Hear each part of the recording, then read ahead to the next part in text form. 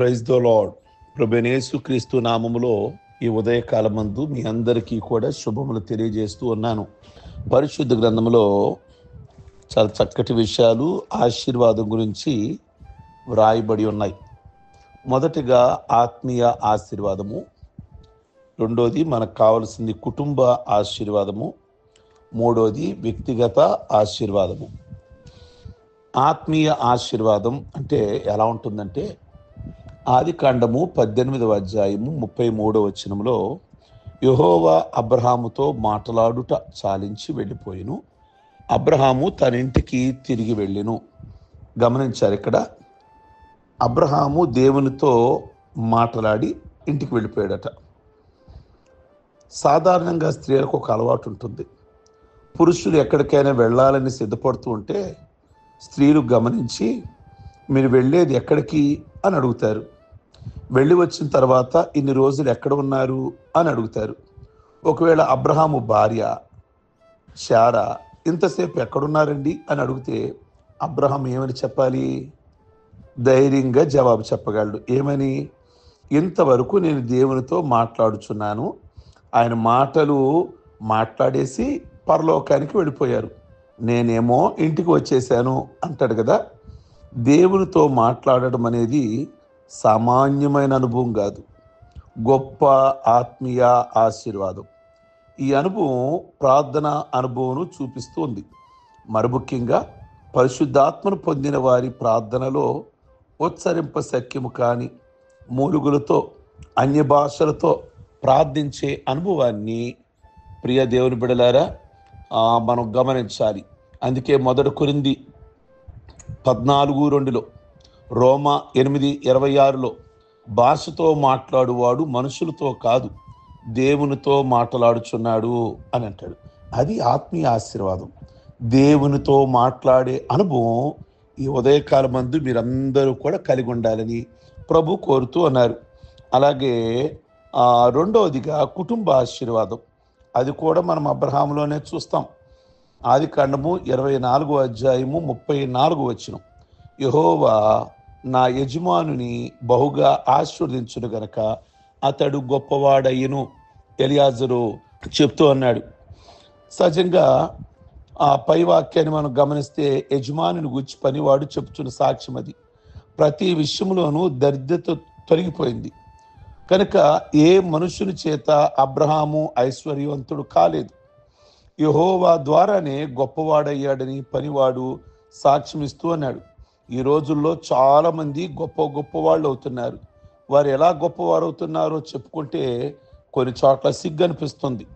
కనుక రకరకాలుగా అన్యాయంగా సంపాదించి, లేదా పాపపు మార్గములను ఎంచుకొని, లేక రకరకాలుగా ఈరోజు ధనవంతులు అవుతున్నారు. వాళ్ళని దేవుడు ఆశీర్వదించాడని మనం చెప్పగలమా? చెప్పలేం కదా. నెల రోజుల్లోనే గొప్పవాడయ్యాడండి. ఎలా గొప్పవారు అవుతున్నారు? భార్య తెచ్చిన కట్నమా? కనుక ఎలాగును కాదు. అబ్రహాము జీవితంలో చూస్తే పనివాడు చెప్తాడు, దేవుడే ఆ వ్యక్తిని ఆస్వాదించాడండి. ప్రియ దేవుని బిడ్డలారా, మన కుటుంబం అంతా ఆస్వాదింపబడాలి. ఆహారానికి, బట్టలకు, ఆరోగ్యానికి, సొంతింటికి దేవుడు మనల్ని దీవించే విధంగా ఉండాలి. అది నిజంగా ఆశీర్వాదం. బైబిల్లో చెప్పినట్లుగా బల్ల చుట్టూ ఒలీవ మొక్కల వలె ఉండాలి మన పిల్లలు. కనుక ఇది మన జీవితంలో చాలా చక్కటి దీవెనగా మనము కుటుంబ ఆశీర్వాదంగా చూస్తాం. లోగుడి భార్య కానీ, లేక పిల్లలు ఫలించే ద్రాక్ష వల్లి కానీ మన కుటుంబ ఆశీర్వాదం. మూడోదిగా వ్యక్తిగత ఆశీర్వాదం.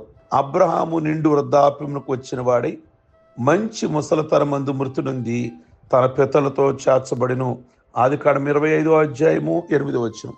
అబ్రహాము ఆశీర్వాదాలలో నిండు వృద్ధాప్యం వరకు రోగాలు లేకుండా బ్రతికొండడం కూడా ఒక ఆశీర్వాదమే. కనుక ఈరోజు దేవుని సన్నిధానంలో తన చనిపోయేటప్పుడట ప్రశాంతంగా చనిపోయాడు.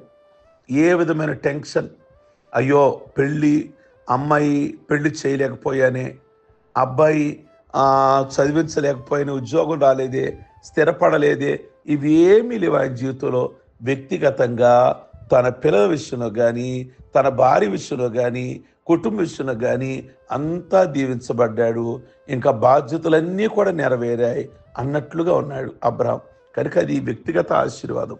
ఈ ఉదయకాలమందు దేవుని సన్నిధిలో ఆత్మీయంగా దీవించబడదాం. ఆత్మీయంగా అంటే దేవునితో మాట్లాడే అనుభవాన్ని కలిగి మనముందాం. రెండోది, కుటుంబాన్ని ఆస్వాదించమని ప్రార్థన చేయాలి. లోగుడి భార్య ఫలించే విధంగా పిల్లలు ఒలివ మొక్కల్లాగా ఉండాలి. అది ఆశీర్వాదం. ఒకరోజు రాత్రిలో దీవించబడటం కాదు, తెల్లారికి గొప్పోళ్ళు అవటం కాదు. దేవుడు ఆశీర్వాదం 30 దంతులు, 60 దంతులు, 100 అంతులుగా క్రమేపీ సంఘం కూడా అలాగే ఉండాలి. కొద్దిమంది తెల్లారికి అయ్యేసరికి 1500 మంది అలాగున కాదు. దేవుడు దీవించిన విధానం బైబిల్లో చూస్తే దావీదు అంతకంతకు రోజు రోజుకి వర్ధిల్లెను. అలాగున దీవించబడేలాగా దేవుని సన్నిధిలో కోరుకోండి. మూడోది, వ్యక్తిగతంగా కూడా మనము దీవించబడాలి. అందుకే అబ్రహాము జీవితం తన మరణ విషయానికి వచ్చేసరికి చాలా నెమ్మది కలిగిన వాడిగా జీవించినట్లుగా మనం చూస్తున్నాం. ఈ 3 ఆశీర్వాదాలు మన కుటుంబానికి దేవుడు దయచేయుగాక.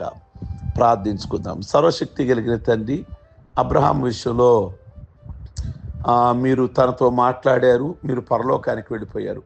అబ్రహాము తన ఇంటికి వచ్చేసాడు. నిజంగా ఎంత ఆత్మీయంగా దీవించబడ్డాడో.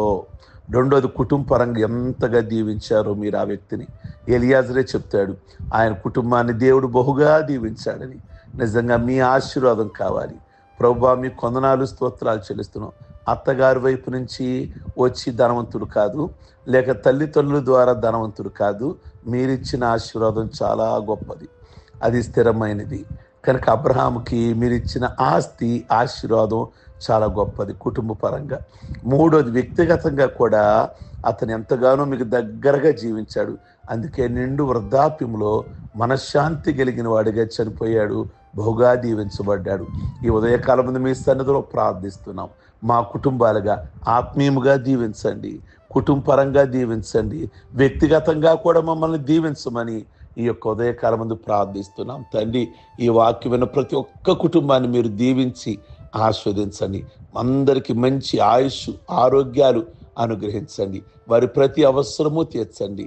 అలాగే నాయన ప్రభువా, ఈరోజు పెళ్లి రోజులు, పుట్టినరోజులు, బాప్టిజం పొందిన రోజులు చేసుకుంటున్న బిడ్డలందరినీ కూడా దీవించి మీ నామమునికే మహిమ తెచ్చుకోమని, ఈ దిన దీవులతో నింపమని, ఈ దిన ప్రయాణాలను ఆస్వాదించమని, వారు అనుకున్నవన్నీ కూడా జరిగించమని యేసయ్య నామములో అడుగుచున్నాం తండ్రి.